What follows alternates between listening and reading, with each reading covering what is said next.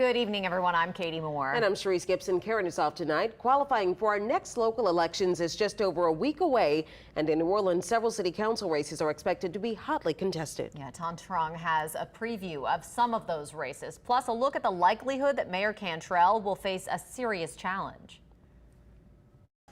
Each city election may be unique, but arguably the biggest issue that will likely be on the minds of New Orleans voters is one that's plagued the city for as long as any of us can remember. Crime, crime, and crime. This is always the top issue in our quality of life surveys. UNO political scientist Ed Chervenak predicts the race for an at-large city council seat will be the one to watch this fall. Chervenak believes Council President Helena Moreno will easily retain her spot, who assumes the one beside her is up for grabs. Chervenak says look for three names in that race: Kristin Palmer, the current councilperson for District C, State Senator JP Morrell, and District D Councilman Jared Brossett, who is term limited for that seat. The Morrell name carries, a lot of weight in the city, and so that and he's got that experience as well as the name recognition.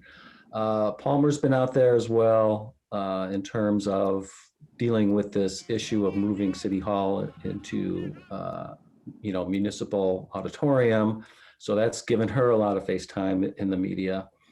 And for Jared Brossett, unfortunately, most of the media attention has been negative as a result of the video that came out that when he got in that accident on Elysian Fields. For more than a year, the pandemic dominated Mayor LaToya Cantrell's first term in office.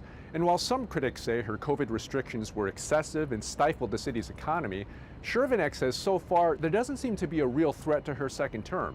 And he says the pandemic may actually be a factor in that. And the pandemic just kind of froze everything in place, in terms of people getting their name out there, building up their name recognition, building up a campaign finance account, raising money. Chervenak says history shows incumbent mayors in New Orleans often win re-election, but we haven't even reached the qualifying stage of the elections.